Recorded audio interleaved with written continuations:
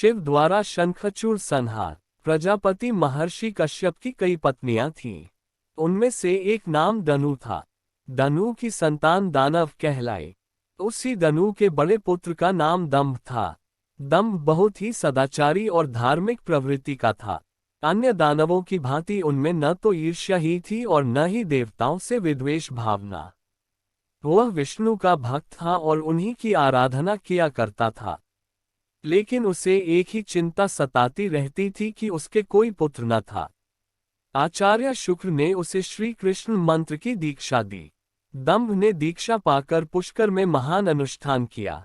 अनुष्ठान सफल हुआ। उसके अनुष्ठान से प्रसन्न होकर भगवान विष्णु प्रकट होकर बोले, वत्स, मैं तुम्हारे अनुष्ठान से प्रसन्न हूँ, वर मांगो। दंभ बोला, भगवान, यदि आप मेरी तपस्या से प्रसन्न हैं तो मुझे ऐसा पुत्र दे जो आपका भक्त हो और त्रिलोक जय हो। उसे देवता भी युद्ध में न जीत सकें। भगवान विष्णु ने तथास्तु कहा और अंतर्धान हो गए और दंभ प्रसन्नचित अपने घर लौट आया। गोलोक में श्री राधा ने श्री कृष्ण पार्षद श्रीदामा को असुर होने का शाप दिया था। शाप मिलने पर वही दंभ की पत्नी के गर्भ में आया। जन्म होने के पश्चात दंभ ने अपने उस पुत्र का नाम शंखचूड़ रखा। जब वह कुछ बड़ा हुआ तो दंभ ने उसे मुनि जैगीशिव्य की देखरेख में रख दिया। मुनि जैगीशिव्य ने उसे शिक्षा दीक्षा दी। अपनी कुमार अवस्था में ही शंखचूड़ पुष्कर में पहुंचा और उस महान धार्मिक तपस्थली में ध्यान मग्न रहकर वर्षों तक ब्रह्मा जी की तपस्या करता रहा। उसकी घोर तपस्या से प्रसन्न होकर ब्रह्मा जी प्रकट होकर बोले, वत्स, मैं तुम्हारी तपस्या से प्रसन्न हूँ, वर मांगो। पितामह, मुझे ऐसा वरदान दीजिए कि मुझे देवता पराजित न कर सकें। शंखचूड़ ने कहा। ब्रह्मा जी ने उसे ऐसा ही वरदान दिया और श्री कृष्ण कवच प्रदान करते हुए उसे आदेश दिया, शंखचूड़, तुम बद्रिकाश्रम चले जाओ, वहां तुम्हारा भाग्य का सितारा उदय होने की प्रतीक्षा कर रहा है। आदेश मानकर शंखचूड़ बद्रिकाश्रम पहुंचा। वहां महाराज धर्मध्वज की पुत्री तुलसी भी तपस्या कर रही थी। दोनों का आपस में परिचय हुआ और ब्रह्मा जी की इच्छानुसार दोनों का विवाह हो गया। अपनी पत्नी को लेकर शंखचूड़ पुनः दैत्यपुरी लौट गया। शुक्राचार्य ने उसे दानवों का अधिपति बना दिया। सिंहासन पर बैठते ही उसने अपना साम्राज्य बढ़ाने के लिए देवलोक पर चढ़ाई कर दी। ब्रह्मा जी के वरदान के कारण वह अजेय हो चुका था, अतः उसे देवों को हराने में कोई कठिनाई नहीं हुई। उसने अमरावती पर कब्जा जमा लिया। इंद्र अमरावती छोड़कर भाग निकले। देवता उसके डर से कंदराओं में जा छुपे। शंखचूड़ तीनों लोकों का शासक हो गया और सब लोकपालों का कार्य भी उसने संभाल लिया। उसने अपनी प्रजा की भलाई के लिए अनेक कार्य किए। प्रजा उससे बहुत प्रसन्न थी। सर्वत्र सुख और शांति थी। क्योंकि शंखचूड़ स्वयं भी कृष्ण भक्त था, अतः उसकी प्रजा भी भगवान कृष्ण पर पूरी आस्था रखने लगी। उसके राज्य से अधर्म का नाश हो गया। प्रजा इंद्र और देवताओं को भूलने लगी। इससे देवताओं को बहुत क्षोभ हुआ। इंद्र पितामह ब्रह्मा के पास पहुंचकर बोले, पितामह, आपने शंखचूड़ को अभय होने का वरदान देकर उसे निरंकुश बना दिया है। वह अमरावती पर कब्जा जमाए बैठा है। देवता दर दर की ठोकरें खा रहे हैं। हमें बताए हम क्या करें। पितामह बोले, सुरेंद्र, शंखचूड़ धार्मिक और रीति से अपना शासन चला रहा है। प्रजा उससे प्रसन्न है। उसके राज्य में प्रजा सुखी और संपन्न है। हमें उससे कोई शिकायत नहीं है। इंद्र बोले, यह सब तो ठीक है पितामह, लेकिन क्या हम यूं ही भटकते रहेंगे? आखिर अमरावती है तो देवताओं का ही। पितामह बोले, अवश्य है, किंतु शंखचूड़ ने तुम्हें युद्ध में पराजित करके उसे प्राप्त किया है।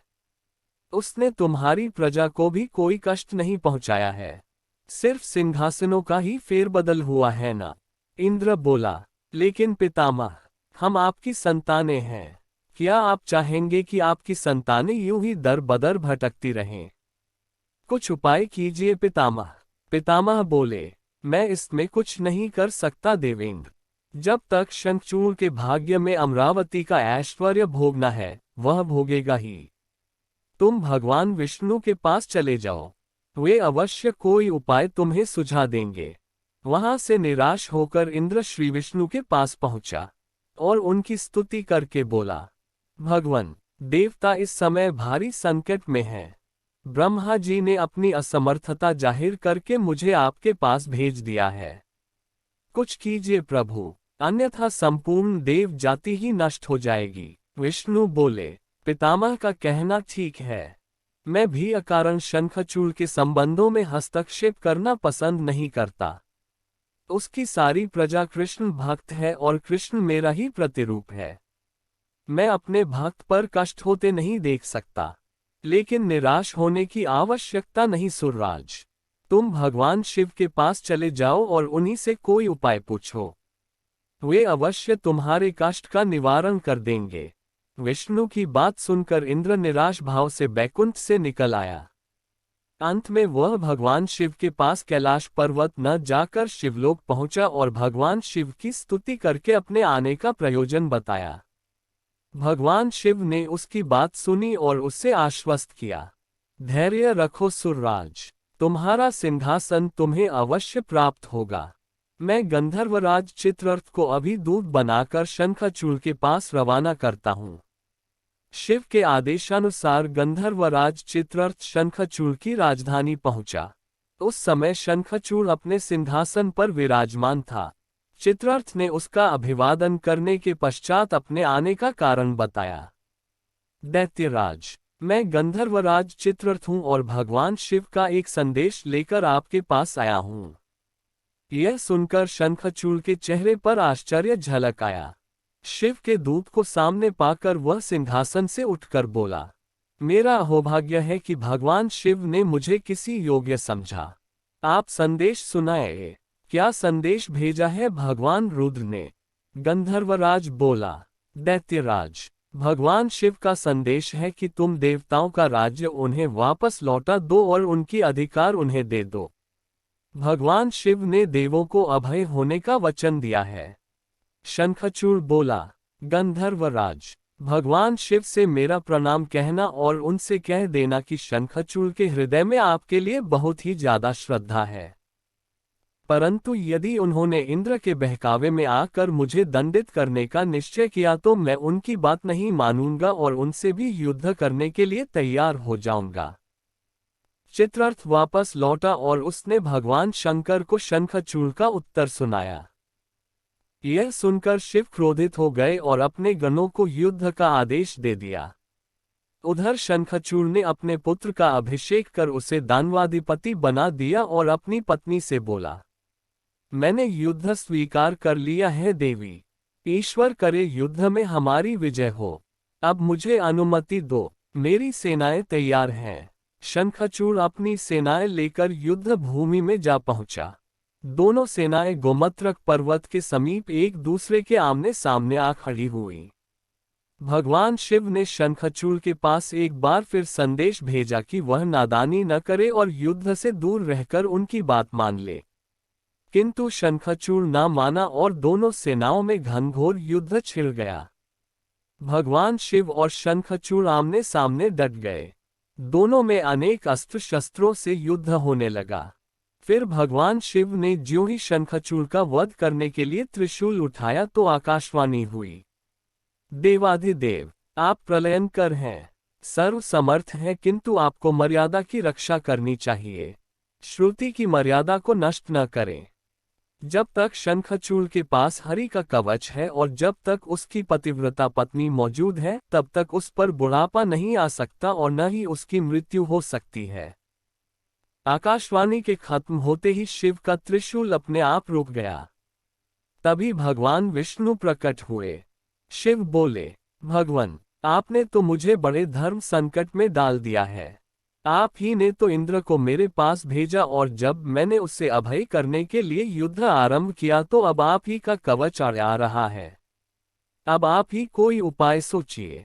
विष्णु बोले, शंखचूड़ के शाप का समय अब समाप्त होने ही वाला है भगवान। अब इसे असुर योनि से मुक्त करके गोलोक भेजना पड़ेगा। यह कृष्ण भक्त है और कृष्ण मेरा ही प्रतिरूप है, अतः इसे वापस गोलोक में भेजना होगा। फिर विष्णु ने एक ब्राह्मण का वेश धारण किया और शंखचूड़ के पास पहुंचकर बोले, दानवराज, मैं एक निर्धन ब्राह्मण हूं, कुछ पाने की आस लिए आपके पास आया हूं। शंखचूड़ बोला, मांगो विप्रवर, जो भी मेरे पास है उसे दे देने में मुझे किंचित भी विलंब नहीं लगेगा। मेरा सिर भी मांगोगे तो वह भी दे देने में इनकार नहीं करूंगा। आप आदेश तो दें। ब्राह्मण वेशधारी विष्णु बोले, दैत्यराज, मुझे आपका सिर नहीं आपका कवच चाहिए। बोलिए, देंगे अपना कवच। शंखचूड़ ने अपना कवच उतारकर ब्राह्मण वेशधारी विष्णु को सौंपते हुए कहा, अवश्य, यदि भगवान कृष्ण की ऐसी ही इच्छा है तो ऐसा ही होगा। आप कवच ले जाए। ब्राह्मण वेशधारी विष्णु कवच लेकर दैत्यपुरी पहुंचे।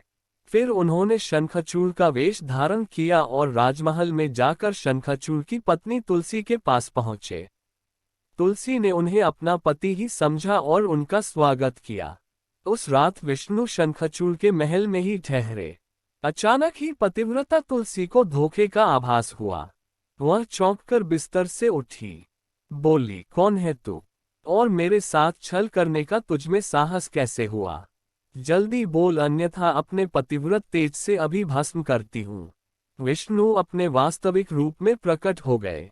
उन्होंने तुलसी को समझाते हुए कहा, सुनो तुलसी, तुम्हारे पति का समय पूरा हुआ। एक शाप के कारण ही उसे असुर योनि में आना पड़ा था। अब से वह गोलोक में रहेगा। क्योंकि तुम्हारा पतिव्रत धर्म ही उसकी रक्षा कर रहा था, इसलिए मुझे छल करके तुम्हें कलुषित करना पड़ा। तुलसी रोते हुए बोली, यह आपने अच्छा नहीं किया भगवान। यूं मेरे साथ छल करके मेरा सतीत्व नष्ट किया। मैं शाप देती हूं कि आज से आपको भी पत्थर बन जाना पड़ेगा। आप में दया ममता नहीं है।